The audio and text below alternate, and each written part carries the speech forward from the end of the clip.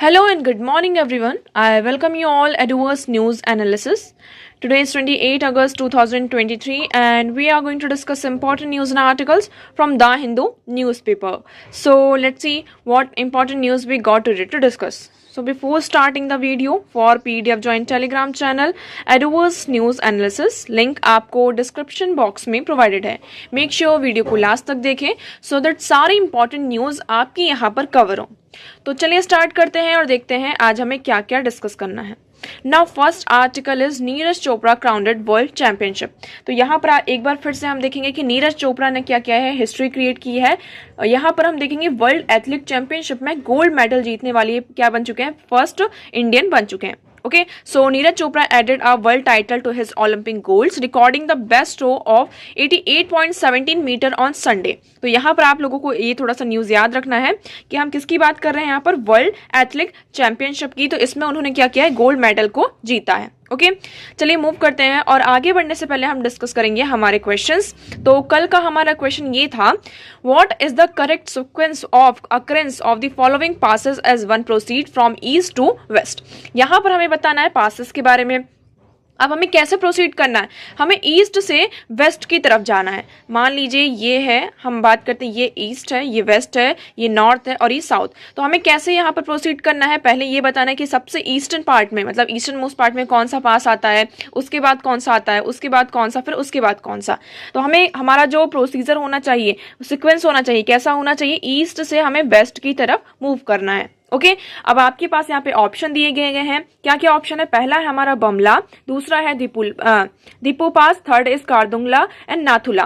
तो इसको आपको सीक्वेंस में करना है. कैसा सीक्वेंस होना चाहिए, ईस्ट से हमें वेस्ट की तरफ मूव करना है. ओके सो कल जिन लोगों ने इस क्वेश्चन का आंसर दिया है और जिन्होंने नहीं भी दिया है, कोई इशू नहीं है. आप लोग अभी इस वीडियो को पॉज करेंगे, देन इस क्वेश्चन का आंसर आप लोग कॉमेंट सेक्शन में यहाँ पर करेंगे. ओके अब देखिए इसमें पास आपके पास कोड गिवन है 2134 1243 2143 2413. ओके अब देखिए हम मैप देखते हैं. मैप से आपको ये पूरा जो क्लियर हो जाएगा, ये जो क्वेश्चन है ना वो पूरी यहाँ पर क्लियर हो जाएंगे. आपके पास कौन कौन से हैं, बमला, आपको नाम याद रखने पहले तो बमला पास, दिपुल पास एंड कारदुंगला एंड नाथुला. अब सबसे पहले आप मैप देखिए, ये देखिए सबसे आपको ईस्टर्न मोस्ट पार्ट में ये अरुणाचल प्रदेश में आपको यहाँ पे दिपू पास दिख रहा होगा, दिखा यहाँ पर, ठीक है. तो सबसे पहले हमारा सीक्वेंस में कौन सा आ गया, दीपू पास आ गया. उसके बाद आप थोड़ा सा यहाँ पर मूव करेंगे वेस्ट की तरफ तो आपको बमला पास दिखेगा. तो ये हमारा आ गया यहाँ पर बमला. उसके बाद थोड़ा सा और आप मूव करेंगे तो आपको यहाँ पे नाथुला पास दिखाई दे रहा होगा. क्या, नाथुला पास यहाँ पर दिखाई दिया. उसके बाद आप थोड़ा सा और मूव करेंगे, वेस्ट की तरफ जाएंगे, ऊपर थोड़ा सा जाएंगे, यहाँ पर आपको कारदुंगला पास यहाँ पर दिखेगा. ओके तो यहाँ पर क्या हुआ हमारा, कारदुंगला पास. ओके तो पहला क्या हुआ हमारा, दीपू, दूसरा बमला, तीसरा नाथुला एंड चौथा कारदुंगला. अब इसको हम अरेंज करते हैं. तो पहला हमने कौन सा पढ़ा था, दीपू, तो 2 हमारा पहला आ जाएगा. उसके बाद हमने बमला पढ़ा था, ये हमारा फर्स्ट आ जाएगा. फिर हमने पढ़ा था नाथुला, तो 4 आ जाएगा. और उसके बाद है हमारा थर्ड वाला, तो ये यहाँ पर 3. तो ये सिक्वेंस कहाँ पर आ रहा है, ऑप्शन नंबर सी में 2143. तो राइट ऑप्शन इसका क्या हो जाता है, 2143. ये हमारा क्या है, करेक्ट सिक्वेंस है. ओके तो आई होप यहाँ पर सभी के आंसर सही होंगे. चलिए मूव करते हैं. अब आप लोगों के लिए एक छोटा सा यहाँ पर होमवर्क है कि इंडिया में जितने भी पासेस हैं, आपको इस मैप में बहुत सारे पासेस के नाम दिखाई दे रहे होंगे, है ना. इन सारे पासेस को आप क्या करेंगे, आज घर जाके याद करेंगे और इसका एक अलग से नोट्स बना लेंगे. ठीक है, आप जितने भी मेजर पासेस हैं इंडिया के, तो उनको आप क्या करेंगे, इनके यहाँ पर नोट्स बनाएंगे. ये आपके लिए यहाँ पर होमवर्क हो जाता है और आप लोगों को कॉमेंट सेक्शन में बताना है कि किस किसने इस होमवर्क को यहाँ पर कंप्लीट किया है.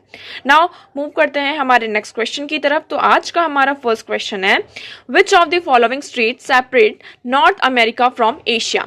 हम किसकी बात कर रहे हैं यहाँ पे, नॉर्थ अमेरिका की और एशिया की. आप मैप बनाएंगे. मैप कैसे बनता है, देखिए ये मान लीजिए ये हमारा ग्लोब है. यहाँ पर आपको दिखाई देगा ये ऐसा हमारा, सॉरी एक मिनट, हाँ, ये हमारा नॉर्थ अमेरिका कुछ ऐसा होता है. यहाँ पर आपका होता है साउथ अमेरिका. ओके यहाँ पर जाएंगे तो ये आपको एशिया यहाँ पर दिखाई देगा और ये होता है हमारा यहाँ साइड आपका अफ्रीका आ जाता है. तो हमें ये बताना है कि which of the following state, हमें स्ट्रेट बताना है कि विच सेपरेट नॉर्थ अमेरिका, ये है हमारा नॉर्थ अमेरिका और ये आ जाता है हमारा एशिया. ठीक है, ये एशिया कॉन्टिनेंट यहाँ पर आ जाता है और ये आपका यहाँ पर अफ्रीका. तो हमें ये बताना है कि कौन सा स्ट्रेट है जो नॉर्थ अमेरिका और एशिया को सेपरेट करता है। आपके पास यहाँ पे ऑप्शंस हैं, Bering strait, Corbett strait, strait of Konso and Kabu strait. तो इसमें से राइट ऑप्शन क्या होगा आप लोग यहाँ पर कॉमेंट सेक्शन में बताएंगे। ओके, नाउ नेक्स्ट क्वेश्चन क्या है हमारा? Next question is what is blue carbon. ये बहुत ही इजी क्वेश्चन है, आप लोग बहुत ही इजीली इस क्वेश्चन को आंसर कर सकते हैं। ये क्वेश्चन हमारे यूपीएससी में ही पूछा गया है। ओके, तो व्हाट इज ब्लू कार्बन ये हमें बताना है। आपके पास ऑप्शन क्या क्या है? पहला ऑप्शन है carbon captured by oceans and coastal ecosystem. हम उस कार्बन की बात कर रहे हैं जो ओशन और कोस्टल इकोसिस्टम के द्वारा क्या किया जाता है, आपका कैप्चर किया जाता है, उसे हम ब्लू कार्बन कहते हैं। क्या ये आपका राइट है या रॉन्ग है, ये आप लोगों को बताना है। Now next statement is saying carbon sequestered in forest biomass and agriculture soil। इसमें ये कहा जा रहा है कि जो कार्बन sequestration होता है कहाँ पर, आपका एग्रीकल्चर सॉइल में और फॉरेस्ट बायोमास में, तो वो जो कार्बन sequestered होता है उसे हम ब्लू कार्बन कहते हैं। तो क्या ये सही होगा या गलत होगा, उसे हम ब्लू कार्बन कहते हैं या नहीं? नेक्स्ट है हमारा carbon contain in petroleum and natural gases. जो आपका नेचुरल गैस होती है और पेट्रोलियम होता है उसमें जो कार्बन आपका कंटेन होता है उसे हम ब्लू कार्बन कहते हैं। क्या ये सही होगा? ओके, नेक्स्ट हम बात करते हैं carbon present in atmosphere. Atmosphere में जो कार्बन प्रेजेंट है क्या हम उसे ब्लू कार्बन कहते हैं? तो इसमें से राइट ऑप्शन क्या होगा? You have to tell in comment section. Comment section में आप लोगों को इस क्वेश्चन का आंसर करना है। वीडियो को आप लोग लास्ट तक देखेंगे, वीडियो के लास्ट में इस क्वेश्चन का आंसर आप लोगों को दिया जाएगा। Okay, so but before that आप लोगों को तीनों क्वेश्चन के आंसर, चाहे आपने उन्हें आंसर किए हो या ना किए हो, हमने ये क्वेश्चन तो कल डिस्कस किया था, बट स्टिल आप लोगों को तीनों क्वेश्चंस के आंसर यहाँ पर कमेंट सेक्शन में करना है। ओके, नाउ मूव करते हैं अब हमारे नेक्स्ट आर्टिकल की तरफ। तो आज का हमारा नेक्स्ट आर्टिकल है Madhya Pradesh CM announces slew of benefits for women as a Rakhi gift. अब यहाँ पर मध्य प्रदेश की एक छोटी सी स्कीम, आप सभी को पता है कि इलेक्शन आने वाले हैं, है ना, जनरल असेंबली के, आपके स्टेट लेजिस्लेटिव असेंबली के इलेक्शन यहाँ पर आने वाले हैं। इसी के चलते यहाँ पर जो आपकी गवर्नमेंट होती है वेरियस स्कीम्स लेकर आती है, वेरियस यहाँ पर प्रोग्राम्स करती है जिसके थ्रू वो क्या कर सके, वोट को अपनी तरफ खींच सके। इसी तरीके से मध्य प्रदेश में भी वहाँ के जो सीएम हैं शिवराज सिंह चौहान, उन्होंने क्या किया, एक स्कीम लॉन्च करी है, एक योजना लॉन्च करी है, आप ऐसा कह सकते हैं। इस योजना का नाम है लाडली बहन योजना, जिसमें क्या किया जाएगा 23 से लेकर 60 एज ग्रुप तक की जो विमेन है ना, मैरिड वुमेन की यहाँ पे बात की जा रही है, वहां पर उन्हें क्या किया जाएगा 1000 से लेकर मतलब 1000 रुपए उन्हें हर महीने दिया जाएगा। और राखी का यहाँ पे जो गिफ्ट है तो ये अनाउंस किया गया है कि उसमें अब 250 रुपीज क्या कर दिया गया है, एक्स्ट्रा ऐड कर दिया गया है। पहले 1000 रुपए दिया जा रहा था, अब कितना दिया जाएगा यहाँ पर 1250 रुपीज दिया जाएगा और धीरे धीरे फिर इसको ग्रेजुअली इंक्रीज किया जाएगा 3000 रुपीज तक।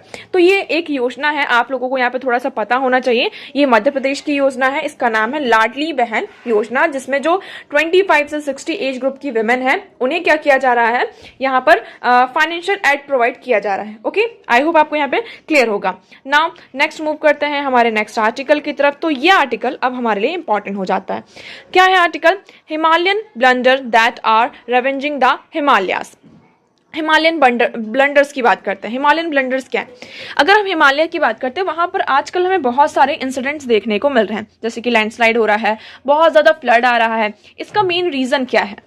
रीजन क्या है? अगर हम हिमालयस की बात करते हैं तो हमारे जो हिमालयस हैं वो अभी यंग माउंटेन्स हैं। कैसे हैं आपके हिमालयस? यहाँ पर अभी यंग माउंटेन्स हैं और वहाँ की जो ज्योग्राफी है अभी इतनी ज़्यादा आप कह सकते हैं कि स्ट्रॉन्ग नहीं है, मतलब कि स्ट्रॉन्ग नहीं है, एक तरीके से यंग माउंटेन है तो वो इतने ज़्यादा अभी स्टेबल नहीं है। क्या है? स्टेबल नहीं है। एक तरीके से क्या कर रहा है, उसको फ्रेजाइल करता है। अभी यंग है, अगर कोई चीज़ यहाँ पर यंग होती है तो वो फ्रेजाइल होती है, मतलब थोड़ी सी कमज़ोर होती है, इतनी ज़्यादा स्टेबल नहीं होती, स्ट्रांग नहीं होती है। तो पहला रीज़न तो ये कहा गया है। इस आर्टिकल को अगर आप पढ़ेंगे तो हिमालयस को अगर आप देखेंगे तो उसकी जो ब्यूटी है, उसका जो मैग्निफिकेंस है, उसमें आप स्ट्रक हो जाएंगे, फंसे ही रह जाएंगे, इतना सुंदर दिखता है हिमालय। लेकिन हिमालयस क्या है, अभी यंग माउंटेन्स है और इसी के चलते वो क्या है, यहाँ पर फ्रेजाइल है। दूसरा यहाँ पर ये बताया जा रहा है, ये जो सारे इंसिडेंट्स हमें देखने को मिल रहे हैं, आपने यहाँ पर देखा होगा ब्रिजेस कोलैप्स हो रहे हैं, रोड और बिल्डिंग्स यहाँ पर क्या हो रही, खड़े खड़े यहाँ पे गिर जा रही हैं, है ना। और उत्तराखंड में इतना ज्यादा फ्लड आ रहा है, हिमालयस में इतना ज्यादा फ्लड आ रहा है। अभी आपने हिमाचल प्रदेश का एक केस देखा होगा जिसमें रोड पूरी यहाँ पर लैंडस्लाइड हुआ है ना।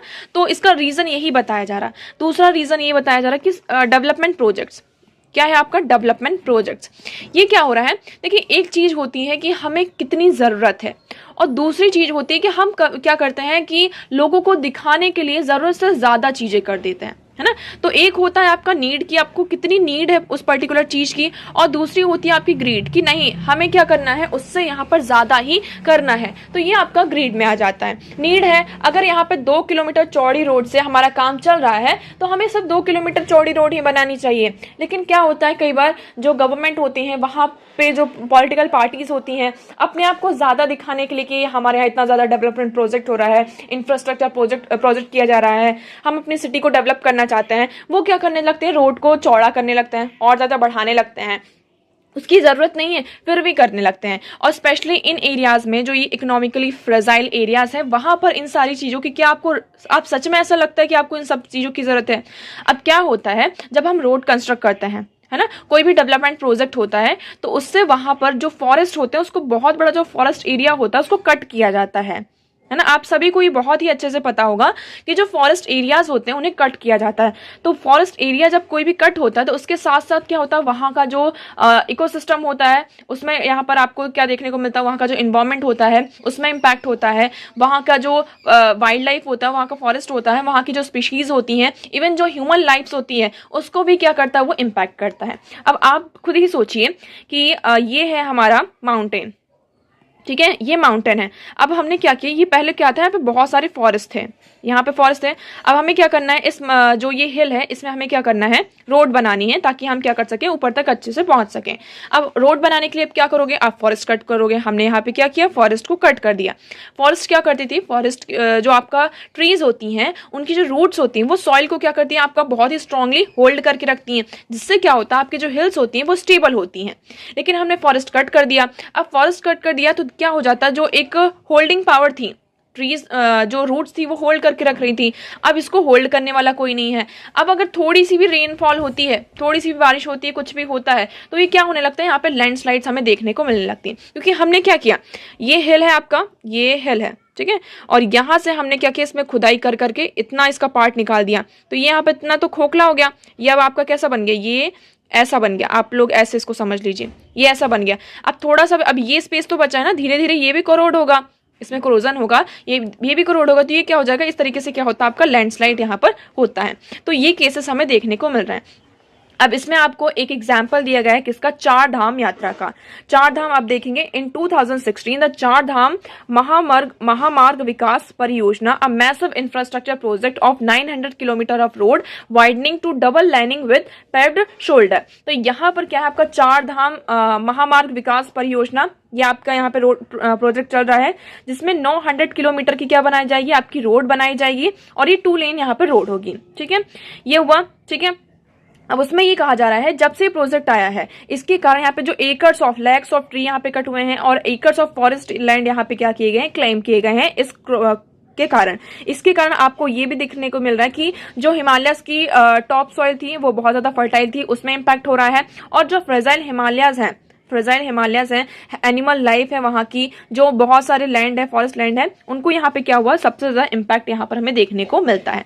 अब एक चीज आती है कि जो ये इकोनॉमिकली सेंसिटिव एरियाज होते हैं, अगर फॉरेस्ट को कट किया जा रहा है तो उससे पहले कोई परमिशन नहीं लेनी पड़ती क्या? हाँ, जरूर लेनी पड़ती है।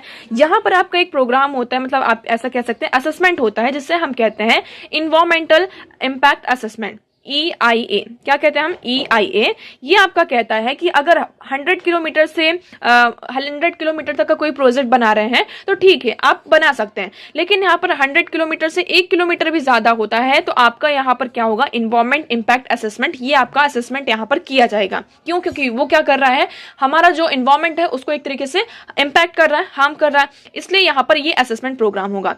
लेकिन इस प्रोजेक्ट में गवर्नमेंट ने क्या किया, आप यहाँ पर देखेंगे, गवर्नमेंट ने ये जो 900 किलोमीटर की जो प्रोजेक्ट था ना, इसको यहाँ पे छोटे छोटे 56 प्रोजेक्ट्स में क्या कर दिया, आपका डिवाइड कर दिया, सॉरी 53 स्मॉल प्रोजेक्ट्स में, समझ में आ रहा है आपको? मतलब ये 900 किलोमीटर की जो रोड बनाई जा रही थी, जो कंस्ट्रक्शन किया जा रहा था, इसे छोटे छोटे यहाँ पे प्रोजेक्ट्स में डिवाइड कर दिया। ये 53 किलोमीटर्स के जो भी स्मॉल प्रोजेक्ट्स थे उसमें कर दिया।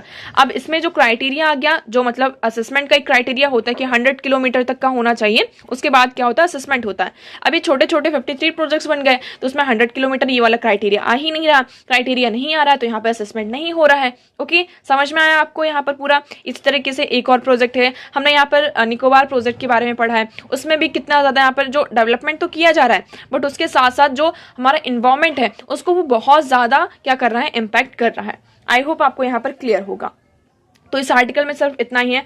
अब दूसरी चीज़ इसमें ये कही जा रही है कि हम किसकी बात करते हैं, ब्लैक कार्बन की। ब्लैक कार्बन क्या होता है, जो आपके हिमालयाज होते हैं वहाँ पर जब व्हीकल्स ज़्यादा होता है, डेवलपमेंट प्रोजेक्ट ज़्यादा होने लगते हैं, व्हीकल्स जाते हैं, तो जो आपके व्हीकल्स होते हैं उनसे धुआं निकलता है, उसमें कार्बन होता है, उसमें धुआं निकलता है, वो धुएं में क्या होता है, कार्बन होता है, और वो जो स्मोक होता है वो हिमालयाज में जाके स्टिक हो जाता है। क्या होता है, आपका जो हिमालयाज होता है उसमें स्टिक हो जाता है, उसे हम कहते हैं ब्लैक कार्बन, और उसे ब्लैक शूट भी कहा जाता है। ये क्या करता है, कार्बन प्लस शूट की बात की जा रही है, आप लोगों को यहाँ पर दिखा दे रहा होगा। ब्लैक कार्बन डिपोजिट्स होते हैं उसे हम कार्बन प्लस शूट भी कहते हैं। ये ग्लेशियर्स में जाके क्या करते हैं, आपके स्टिक हो जाते हैं, जिससे क्या होता है, आपका ग्लेशियर्स मेल्ट होते हैं। अब आप लोग ये सोच रहे हो ग्लेशियर्स कैसे मेल्ट होते हैं, उससे ग्लेशियर्स ऐसे मेल्ट होते हैं, ये ब्लैक हो जाते हैं। अब आप सभी को पता है कोई भी डार्क चीज होती है वो एनर्जी को क्या करती है, ज्यादा एब्जॉर्ब करती है। इसीलिए कहा जाता है कि गर्मी में हमें कैसे लाइट कपड़े, लाइट कलर के जो कपड़े होते हैं उन्हें पहनना चाहिए। क्यों? क्योंकि वो क्या करते हैं, एनर्जी को ज्यादा एब्जॉर्ब नहीं करते हैं, तो आपको यहाँ पर गर्मी कम लगेगी। तो इसी तरीके से ये जो ब्लैक कार्बन होते हैं आपके हिमालयाज में जाके स्टिक हो जाते हैं, और जब ये हिमालयाज में जाके स्टिक हो जाते हैं तो वो थोड़ा डार्क होने लगते हैं, जिससे क्या होता है, लाइट का ऑब्जर्प्शन ज्यादा होता है। लाइट जब ज्यादा एब्जॉर्ब होंगी, यहाँ पे इंफ्रारेड जो रेडिएशन होता है वो बहुत ज्यादा इंक्रीज हो जाता है। तो आप देखेंगे black carbon absorb more light and emits infrared radiation that increases the temperature. इससे क्या होता है, आपका टेम्परेचर इंक्रीज हो जाता है। Therefore an increase in black carbon in the high Himalayas contributes to the faster melting of glaciers. इसके कारण हमें क्या देखने को मिल रहा है कि ग्लेशियर जो है वो जल्दी जल्दी मेल्ट हो रहे हैं। ठीक है, इमेजिंग अ हीटिंग रोड लाइक इफेक्ट। अब आप सोचिए कि सर ब्लैक कार्बन से इतना ज्यादा इंपैक्ट हो रहा है, आप खुद सोच कर कि आपकी जो रोड होती है वो ज्यादातर उसका कलर कैसा होता है, डार्क होता है। तो आप खुद सोच के देखिए कि इस तरीके का टेरेट रोड बनाए जाते हैं तो इससे ग्लेशियर्स पर कितना ज्यादा इम्पैक्ट होगा, है ना। तो आई होप आपको यहाँ पे समझ में आ रहा होगा। तो इसका सॉल्यूशन क्या हो सकता है, इसमें सॉल्यूशन की बात की जाए कि हमें क्या करना चाहिए। पहले सॉल्यूशन तो आप ये कह सकते हैं कि जो जितनी नीड हो हमें उसके हिसाब से हमें काम करना चाहिए। दूसरा, यहाँ पर जो EIA आपका इन्वायरमेंट इम्पैक्ट असेसमेंट है, उसमें यहाँ पे जो असेसमेंट होता है उसको बहुत ही प्रॉपर तरीके से करवाना चाहिए। इस तरीके की जो हम प्रोजेक्ट्स में इसमें जो इसे मैनिपुलेट करके इसमें जो आपका परमिशन ली जाती है उसको वहाँ पर प्रॉपर असेसमेंट होना चाहिए।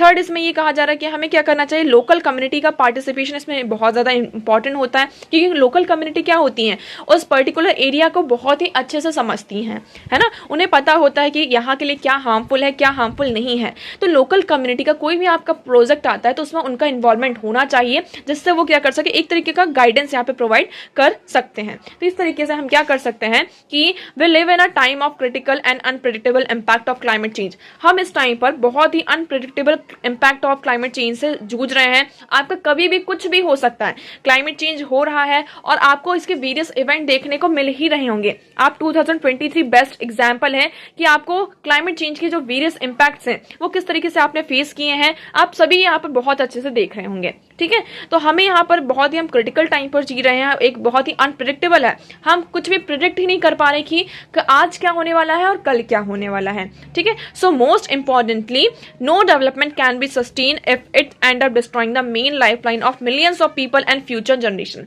तो यहाँ पर ये कहा जा रहा है कि कोई भी डेवलपमेंट यहाँ पर सस्टेन नहीं करेगा, क्योंकि अगर वो सस्टेन करता भी तो एक तरीके से वो क्या कर रहा है, जो पीपल्स है, मिलियंस ऑफ पीपल्स की लाइफ लाइन है, फ्यूचर जनरेशन है, उसको डिस्ट्रॉय करने के बाद वो डेवलपमेंट हो रहा है। तो ऐसे डेवलपमेंट का यहाँ पर कोई भी मतलब नहीं है। ओके, आई होप आपको ये आर्टिकल यहाँ पर पूरा क्लियर होगा।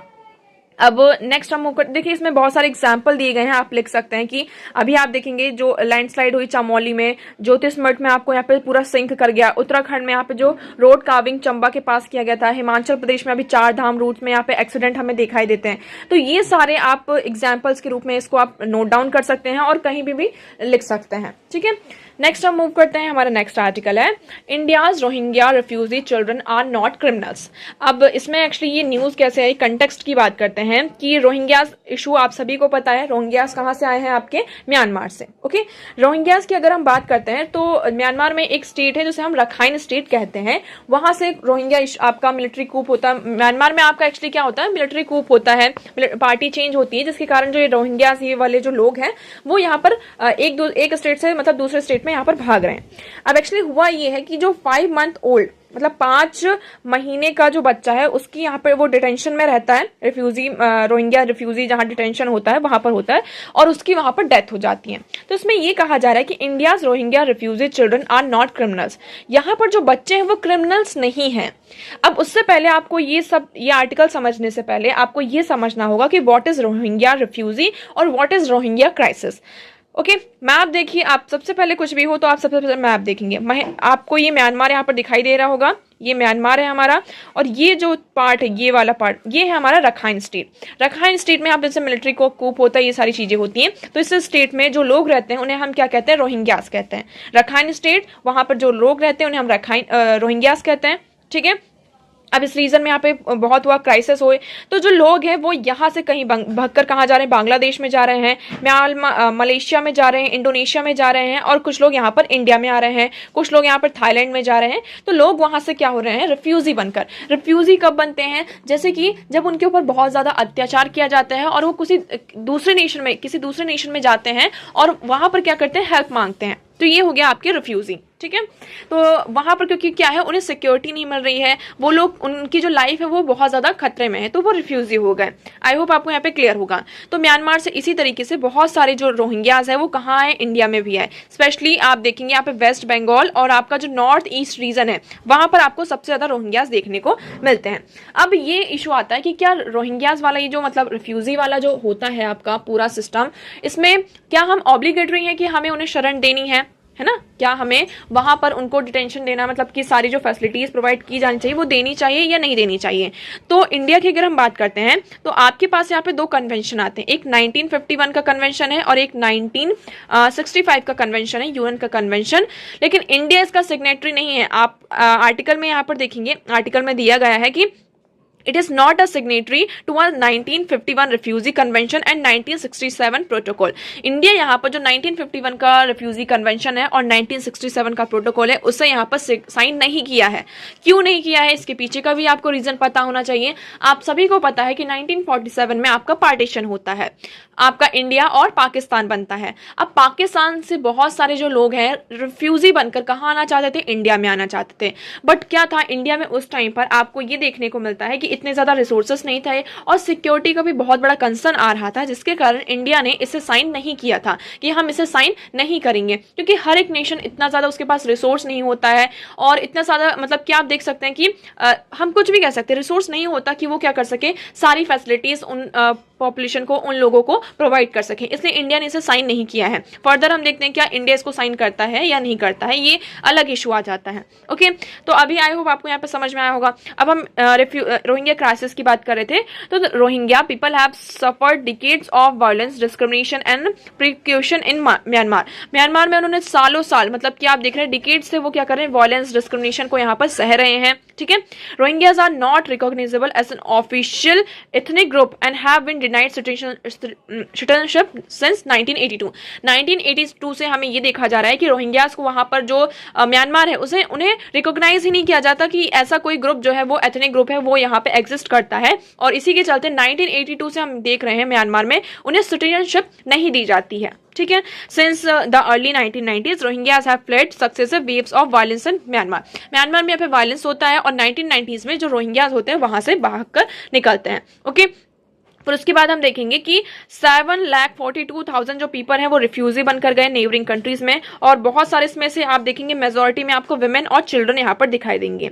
अब आप देखेंगे तो हम इलीगल इमिग्रेंट्स की बात करें और वर्सेस रिफ्यूजीज की बात करते हैं तो 1951 का यूएन का कन्वेंशन है जिसमें यहाँ पे स्टेटस ऑफ रिफ्यूजी और द सब्सिक्वेंट 1967 का हमारा प्रोटोकॉल है, जिसमें रिफ्यूजी यहाँ पर क्या है, to any person who is outside the country of origin and unable और unwilling to return owing to a well founded fear of precautions for a reason of race। अब रिफ्यूजी ये होते हैं, इसमें रिफ्यूजी की डेफिनेशन दी गई है आपकी 1951 यूएन कन्वेंशन में कि वो पर्सन जो अपनी कंट्री से बाहर है, मतलब जहां पे उसका ओरिजिन हुआ है उस कंट्री से वो बाहर है और वो वहां पर रिटर्न नहीं जाना चाहता। क्यों नहीं जाना चाहता? क्योंकि उसको डर है कि अगर वो वहां पर गया तो फिर से उसके साथ क्या होगा, डिस्क्रिमिनेशन होगा रेस की बेसिस पे, रिलीजन के बेसिस पे, नेशनलिटी की बेसिस पर। तो इसलिए वो क्या होता है कि उस कंट्री में वापस नहीं जाना चाहता है, वो रिफ्यूजी हो जाता है। तो आई होप आपको यहाँ पे समझ में आ रहा होगा। और अगर हम इलीगल इमिग्रेंट्स की बात करते हैं तो इलीगल इमिग्रेंट्स वो होते हैं कि person in India without either, वो किसी इंडियन सिटीजनशिप मतलब वैलिड सिटीजनशिप से वहां पर नहीं आते हैं और वो कंसिडर किए जाते हैं, वो मतलब अनलॉफुल तरीके से क्या होते हैं, आपकी कंट्री में आते हैं, तो वो आपके क्या हो जाते हैं, इमिग्रेंट्स हो जाते हैं। अब इंडिया का एटीट्यूड क्या है रिफ्यूजीज को हैंडल करने के लिए, तो अगर हम देखते हैं तो इंडिया ने भले ही यहाँ पर 1951 का और 1967 का जो प्रोटोकॉल है, 65 का प्रोटोकॉल यहाँ पे साइन नहीं किया है, बट स्टिल इंडिया में आप देखेंगे नियरली फास्ट ईयर से यहाँ पे हमने 3 लाख जो पीपल्स हैं उनको यहाँ पर रिफ्यूजीज, जो आपके रिफ्यूजीज हैं कैटेगराइज किया गया जिसको रिफ्यूजीज, उन्हें यहाँ पर शरण दी है, उन्हें वेलकम किया है। इंडिया यहाँ पर 1951 और 67 प्रोटोकॉल का आप सभी को पता है कि यहाँ पर सिग्नेटरी नहीं है, तो इंडिया के पास यहाँ पे ऑप्शन है कि वो क्या कर सकता है कि उनको मना कर सकता है कि हम इंडिया में मतलब कि ये जो रिफ्यूजीज है उसको शरण वेलकम नहीं करेंगे, बट एज आप कह सकते हैं एज अ ह्यूमैनिटी के बेसिस पर यहाँ पर इंडिया ने क्या किया, इसको अलाउ किया है। The government can declare any set of refugee all illegal immigrants. अभी इंडिया के पास ऐसा कोई भी एक्ट नहीं है जिसके थ्रू क्या कर सके, जो भी ये आपके रिफ्यूजीज हैं उनको यहाँ पर हैंडल किया जाए। और ये ऐसा इसलिए कहा जा रहा है कि म्यांमार के साथ अगर हम देखें तो हमारा 1600 किलोमीटर का जो बॉर्डर है वो शेयर होता है, और स्पेशली जो हमारे नॉर्थ ईस्टर्न स्टेट्स हैं, मिजोरम, नागालैंड, मणिपुर और अरुणाचल प्रदेश। और सबसे बड़ा रीजन यही है कि हम यहाँ पर इसको क्यों मतलब कि आप अलाउ नहीं कर रहे हैं, तो सबसे बड़ा आपका रीजन क्या है, यहाँ पर रिसोर्सेज का क्रंच है इस रीजन में, और दूसरा यहाँ पे सबसे बड़ा जो हमारा कंसर्न आता है सिक्योरिटी का आता है। किसका? यहाँ पर जो नेशनल की सिक्योरिटी है वो सबसे बड़ा यहाँ पर इशू आ जाता है, जिसके कारण हम यहाँ पर क्या कर रहे हैं, इस चीज को यहाँ पर अलाउ नहीं कर रहे हैं। ओके, नाउ नेक्स्ट आप देखेंगे कि इस आर्टिकल में ये डिस्कस किया गया है कि हमें यहाँ पे जो detention under the foreigners act आपका आता है, फॉरेनर्स एक्ट की अगर हम बात करते हैं 1946 का ये एक्ट है, जिसमें ये प्रोवाइड करता है कि for unchecked executive power against foreigner and contain no exception for vulnerable population such as asylum seeker and refugees. तो ये कहता है कि मतलब कि ये एक्ट प्रोवाइड करता है कोई भी एग्जीक्यूटिव पावर, एग्जीक्यूशन के पास आपके मतलब कि जो आपकी एग्जीक्यूटिव उसके पास पावर है कि कोई भी फॉरेनर आता है उसके पास यहाँ पर उसे कोई भी एक्सेप्शन में नहीं रखा जाएगा, कि कोई भी वल्नरेबल पॉपुलेशन है उसमें यहाँ पे एक्सेप्शन में नहीं रखा जाएगा। नेक्स्ट इसमें बहुत सारे आपकी कन्वेंशन देगी कि आर्टिकल 6 ऑफ हमारा जो यूएन कन्वेंशन है राइट ऑफ चिल्ड्रन, क्योंकि इसमें यहाँ पर एक बच्चे की डेथ हुई है 5 महीने, तो यहाँ पे बच्चों का मतलब वो आ जाता है कि बच्चों के राइट्स ऑफ चिल्ड्रन की बात की जा रही है। तो ये क्या कहते हैं कि every child has an inherent right of to life, survival and development.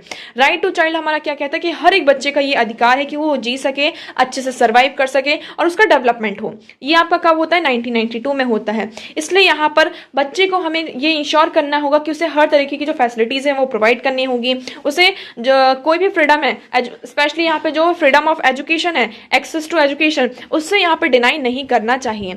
अब अगर हम रोहिंग्या रिफ्यूजी चाइल्ड की बात करते हैं, अगर वो डिटेंशन सेंटर में इंडिया में इस तरीके से उनकी डेथ होती है तो ये हमारे लिए सबसे बड़ा कंसर्न है। यहाँ पर हमें उसको कैसे ट्रीट करना है, किस मैनर से ट्रीट करना है, ये हमारे लिए सबसे बड़ा भी थोड़ा सा चैलेंज बना हुआ है। तो गवर्नमेंट ऑफ इंडिया को क्या करना चाहिए, कुछ इंटरनल गाइडलाइंस यहाँ पे इशू करना चाहिए, जिससे हम 2011 में यहाँ पर इशू भी की गई थी, जिससे हम क्या कर सके कि जो रिफ्यूजीज है उनका ट्रीटमेंट यहाँ पर सही हो, उनका डिटेंशन यहाँ पर सही तरीके से हो। और ये भी कहा जा रहा है कि which state that they should be release from detention within 6 months subject to collection of biometric details. यहाँ पर ये भी कहा जा रहा है कि जिस स्टेट से यहाँ पर मतलब जो रिफ्यूजीज हैं आपके वहां से रिलीज किए गए, तो उनका पूरा बायोमेट्रिक डिटेल्स भी रखा जाए, लोकल उनका क्योंकि हमें क्या करना है, लोकल श्योरिटी भी चाहिए, उनका गुड बिहेवियर भी होना चाहिए, और वो क्या करते रहे, पुलिस को हर महीने रिपोर्टिंग करते रहे, जिससे हम सिक्योरिटी को भी क्या कर सकते हैं, इंश्योर कर सकते हैं, और उन्हें भी असाइलम और उन्हें जो फैसिलिटीज है, बेसिक फैसिलिटीज, वो प्रोवाइड कर सकें। ओके, आई होप आपको ये आर्टिकल पूरा क्लियर होगा, इसमें कोई भी आपको यहाँ पर इशू नहीं है। नेक्स्ट अब हम मूव करते हैं हमारे नेक्स्ट आर्टिकल की तरफ। तो हमारा नेक्स्ट आर्टिकल है the importance of state in space mission. अब आप सभी को पता है चंद्रयान 3 मून पर यहाँ पर आपकी जो 4 कंट्रीज हैं अब तक क्या कर चुकी हैं, लैंड कर चुकी हैं। India is a 4th one. Okay, इससे पहले यूएस, सोवियत यूनियन, चाइना और 4th वन इज इंडिया। अब इसमें ये कहा जा रहा है स्पेस मिशन की अगर बात करते हैं तो क्या क्या क्राइटेरिया होना चाहिए, कौन सी कंट्री यहाँ पर स्पेस में सबसे ज्यादा अच्छा कर सकती है। तो अगर आपके माइंड में आ गया क्या सब डेवलप्ड कंट्रीज, कि सब डेवलप कंट्रीज है स्पेस मिशन को एक्सप्लोर कर सकती हैं, उनके पास यहाँ पर रिसोर्सेस हैं ज़्यादा, तो पहला क्या आ जाता है आपका डेवलपमेंट। दूसरा यहाँ पर क्या आता है आपका रिसोर्सेस, क्या आता है आपका रिसोर्सेज, कि अगर जब हमारे पास रिसोर्सेस होंगे तभी तो हम यहाँ पर स्पेस को एक्सप्लोर कर पाएंगे। थर्ड यहाँ पर बात होती है किसके, रिच रीजन की, मतलब कुछ जो रीजन होते हैं उनके पास बहुत ज्यादा इकोनॉमिकली हम देखें बहुत ज्यादा रिच होते हैं, जिस बेसिस पर हम कह सकते हैं कि उनके पास क्या है, एक तरीके से पावर है कि वो क्या कर सकते हैं, आपका जो स्पेस है उसको एक्सप्लोर कर सकते हैं। ये 3 चीजें आती हैं। लेकिन अगर आप देखेंगे कौन कौन से, यहाँ पर आपका इंडिया है, यूएसए है, चाइना है और यूएसएसआर है। इसमें से सिर्फ हम देखेंगे यूएसए ही सिर्फ क्या है, डेवलप नेशन है। तो आपका ये जो वाला जो क्राइटेरिया है कि सिर्फ डेवलप नेशन ही ऐसा कर सकते हैं स्पेस को, यहाँ पर स्पेस मिशन में यहाँ पर अच्छी महारत हासिल कर सकते हैं, तो ये क्राइटेरिया तो हट जाता है, क्योंकि इंडिया, चाइना और यूएसएसआर तो अभी डेवलपिंग कंट्रीज, सॉरी यूएसएसआर तो अब रहा नहीं, आपका रशिया आ चुका है ना, वो ब्रेक डाउन हो चुका है, बट यूएसएसआर की बात कर रहे हैं। थर्ड हम बात करते हैं रिच कंट्रीज की, तो इसमें से आप देखेंगे कि अभी ये सब कंट्रीज जो इंडिया, अगर हम इसमें एग्जाम्पल दिया गया है किसका, यूएई का, हम रिच कंट्री कैसे देखते हैं कि पर कैपिटा इनकम से देखते हैं, कैसे कि पर कैपिटा इनकम कितनी है कंट्री की। तो आप यूएई के इसमें एग्जांपल दिया गया है कि यूएई में इतना आपका जो पर कैपिटा इनकम है इतना ज्यादा नहीं है, बट स्टिल क्या होता है आपका वहां पर यूएई इनका जो स्पेस स्टेशन है 2014 में इनोग्रेट हुआ था, और 2020 में यूएई ने क्या किया है, किसके साथ, जापान के साथ मिलकर एक मिशन किया था। उस मिशन का नाम था क्या, होप। आप लोग को ये याद रखना है, उस मिशन का नाम था होप। यहाँ पर उन्होंने मतलब कि जो आपका मार्स का ऑर्बिट है वहां पर उन्होंने एंटर किया था। देखिए Japan in 2020 with the help of Japan, the UAE launched the Hope probe that entered Martian orbit in 2021. 2021 में यहाँ पर जो मार्स का ऑर्बिट है आपका, है ना, प्लैनेट मार्स है, उसका जो ऑर्बिट है वहां पर यूएई ने एंटर किया। तो हम रिसोर्सेज की बात करते हैं और डेवलप की बात करते हैं, इवन पॉपुलेशन भी, जैसे कि इंडिया और चाइना और यूएसएसआर की बात करते हैं, तो ये सबसे ज्यादा यहाँ पे क्या इसमें पॉपुलस कंट्री है, तो ह्यूमन रिसोर्स का भी इसमें क्या होता है, कहीं ना कहीं योगदान होता है। तो ये सारी चीजें हमारे लिए मायने नहीं रखती। मायने क्या रखती हैं कि अगर स्टेट का इसमें सबसे बड़ा रोल होता है, आपका जो जितने भी आपके स्पेस मिशन होते हैं उसमें स्टेट में आप देखेंगे, यूएस में देखिए जो स्पेस वाला सेक्टर है वहां पर यूएस पूरी कमांड रखता है, ठीक है। प्राइवेट प्राइवेट प्लेयर्स भी आपको देखने को मिलेंगे, लेकिन सबसे जो कमांड है आपकी किसके ऊपर है, स्टेट के ऊपर है। यूएसएसआर में भी सेम हो रहा है और चाइना में भी आप देख रहेंगे, इंडिया में भी आप देख रहेंगे कि स्टेट का आपकी जो गवर्नमेंट है उसका बहुत बड़ा यहाँ पर रोल हो जाता है। तो इस आर्टिकल में ओवरऑल आपका यही कहा जाता है, जो आप मेन क्रक्स निकाल कर, समरी निकाल कर देखेंगे कि स्टेट को यहाँ पर क्या करना चाहिए। देखिए हमें पूरी तरीके से स्टेट के ऊपर भी रिलाय नहीं होना चाहिए कि हाँ कि स्टेट पूरा क्या करे, स्पेस मिशन को वो करें, वहां पर प्राइवेट प्लेयर्स का भी रोल होना चाहिए, बट पूरी तरीके से हमें सारी चीजें प्राइवेट प्लेयर्स के हाथ में भी नहीं देनी होंगी। तो मतलब यहाँ पर प्राइवेट के साथ साथ जो आपका स्टेट है, दोनों को बैलेंस बनाकर यहाँ पर क्या करना होगा, जो आपका स्टेट मिशन है, मतलब स्पेस का जो आपका एक्सप्लोर है उसको हम स्पेस मिशन को हम एक्सप्लोर और ज्यादा कर सकते हैं।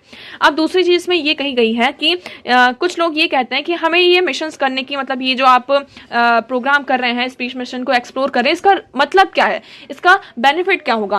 तो इससे जो पैसे आप इसमें खर्च करें, आप उसको कंट्रीज को आप देखेंगे अभी भी जो पॉवर्टी है वो हमारी कंट्री से पूरी तरीके से नहीं गई है, फिर हमें उस पर ज्यादा ध्यान देना चाहिए, ना कि ये स्पेस मिशन पर। तो आप लोग ये देखिए कि जब ये स्पेस मिशन किए जाते हैं, जब स्पेस को यहाँ पे एक्सप्लोर किया जाता है, तो क्या होता है, उससे कहीं ना कहीं जो बेनिफिट होता है हमारी ह्यूमन पॉपुलेशन, ह्यूमन रिसोर्स को भी होता है ना। ह्यूमैनिटी को अगर हम देखिए स्पेस को एक्सप्लोर कर रहे हैं, इसका कुछ ना कुछ बेनिफिट यहाँ पर होता है, हमारी ह्यूमैनिटी को भी होता है। इसलिए ये कहा गया है कि हमें क्या करना चाहिए कि इस तरीके की जो मिशन है उसको यहाँ पर कंटिन्यू करना चाहिए, एक्सप्लोर करना चाहिए।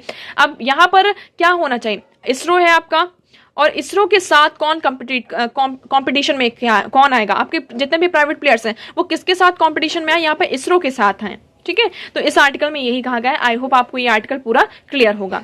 नेक्स्ट हम मूव करते हैं। अब हमारा नेक्स्ट आर्टिकल है आज का, आप यहाँ पर देखेंगे। Okay, Indian English poet Jayanta Mahapatra passes away in Cuttack. तो यहाँ पर जो आपके इंग्लिश पोइट्स हैं, इंडिया के बेस्ट नोन इंग्लिश पोइट्स इन्हें जाना जाता है। ये 95 ईयर्स एज के थे। इनकी यहाँ पर क्या हो चुकी है, डेथ हो चुकी है। इनकी कुछ हम बुक्स के नाम पढ़ लेते हैं, वो हमारे लिए इंपॉर्टेंट हो जाती हैं। इनका बहुत बड़ा कलेक्शन था। इनने अपने लेट 30s में क्या किया था, इसको स्टार्ट किया था। इनका सबसे बड़ा क्या था, स्वयंवरा, ये सबसे बड़ा कलेक्शन था। And other poems in 1971। उन्होंने इनका एक बहुत अच्छा वर्क था, क्लोज द स्काई 10/10 कैपिटलेटेड, इनके द्वारा लिखा गया था। उसके बाद यहाँ पर रिलेशनशिप पोएम्स 1981 में पब्लिश हुई थी। इसके लिए उनको साहित्य अकेडमी अवार्ड भी दिया गया था और इनको 2015 में पद्मश्री अवार्ड भी दिया गया था। बट किसी रीजन के कारण उन्हें रिटर्न करना पड़ा, क्योंकि यहाँ पे उस टाइम पे बहुत ज्यादा प्रोटेस्ट यहाँ पर हो रहा था कंट्री में, तो इसके कारण इसको उन्हें रिटर्न करना पड़ा था। बट ओके, आई होप आपको एक क्लियर होगा, छोटा सा था, हमने इसको डिस्कस किया। अब हम मूव करते हैं नेक्स्ट आर्टिकल की तरफ। तो आज का हमारा नेक्स्ट आर्टिकल है, ISRO releases graph of temperature variation of top soil in lunar south pole. अब देखिए, आप सभी को पता है कि जो हमारा लैंडर है ना, कहाँ लैंड किया है, और रोवर यहाँ पर क्या कर रहा है, साउथ पोल में पूरा एग्जामिनेशन वहां का कर रहा है। तो साउथ पोल का जो आपका लूनार साउथ पोल है, मतलब मून का जो आपका साउथ पोल है, वहां की जो टॉप सॉइल है, तो वहां पे टेम्परेचर जो वेरिएशन हो रहा है उसका ग्राफ रिलीज किया गया है इसरो के द्वारा। तो आप इस ग्राफ को देख सकते हैं कि किस तरीके से यहाँ पे जो सॉइल है उसमें हमें वेरिएशन देखने को मिल रहा है। मतलब आपकी जो सॉइल है उसमें जो टेम्परेचर है उसमें बहुत ज्यादा चेंजेस देखने को मिल रहे हैं। तो ये कैसे कैसे यहाँ पे इंक्रीज हो रहा है, फिर डिक्रीज होता हुआ हमें नजर आ रहा है। जैसे जैसे यहाँ पे डेप्थ बढ़ती जा रही है, मतलब जैसे कि मान लीजिए ये सॉइल है, अब ये यहाँ पर डेप्थ जैसे जैसे इसकी बढ़ती जा रही है, तो टेम्परेचर भी क्या हो रहा है, यहाँ पर इंक्रीज होता हुआ नजर हमें आ रहा है। ओके, तो ये ग्राफ यहाँ पे रिलीज किया गया है।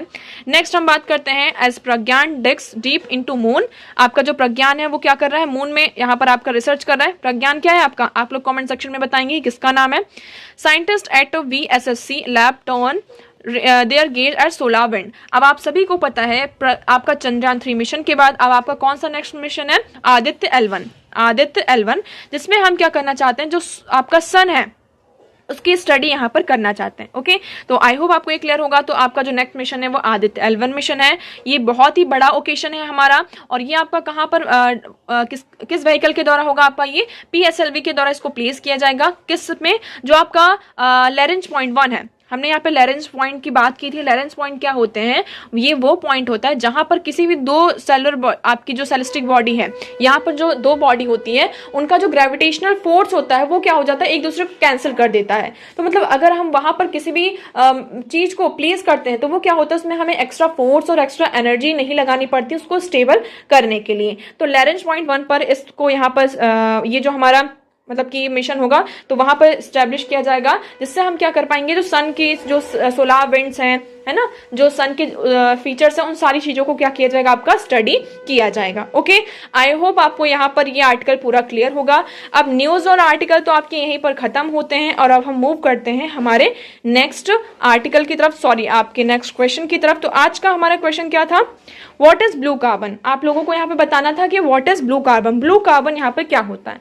तो देखिए, राइट ऑप्शन आपका हो जाता है option A, carbon captured by oceans and coastal ecosystem. जो आपका ओशन होता है ना, और कोस्टल इकोसिस्टम होता है, उसके द्वारा जो कार्बन कैप्चर किया जाता है उसे हम ब्लू कार्बन कहते हैं। तो आप एक्सप्लेनेशन एक बार देख लीजिए। Blue carbon refers to coastal, aquatic and marine carbon sinks held by vegetation, marine organism and sediments। तो यहाँ पर जो आपका ओशन होता है, aquatic हुआ, कोस्टल एरिया हुआ, marine carbon हुआ, तो उनके द्वारा वहाँ पर जो vegetation होता है, marine organisms होते हैं, sediments होते हैं, तो उसे हम क्या कहते हैं, blue carbon कहते हैं। Okay, the coastal ecosystem of mangrove, tidal marshes and seagrass meadows contain large store of carbon deposits by vegetation and various natural processes over centuries। Okay, तो आपका इसमें राइट ऑप्शन क्या हो जाता है, ऑप्शन ए, कार्बन किसके द्वारा capture किया जा रहा है, आपका ओशन और कोस्टल इकोसिस्टम के द्वारा, उसे हम कहते हैं blue carbon. Okay, I hope आपको अब यहाँ पे ये क्वेश्चन क्लियर होगा। So that's for all today. I hope आपको सारी चीजें यहाँ पे क्लियर होंगी। अगर आपको किसी भी चीज से रिलेटेड कुछ भी डाउट लगता है तो you can ask in comment section, और अगर आपको वीडियो पसंद आया है तो वीडियो को प्लीज लाइक करिए, चैनल को सब्सक्राइब, एंड आप अपने दोस्तों के साथ इसे और ज़्यादा से ज़्यादा शेयर कीजिए। सो आज के लिए इतना ही। Thank you so much for discussion.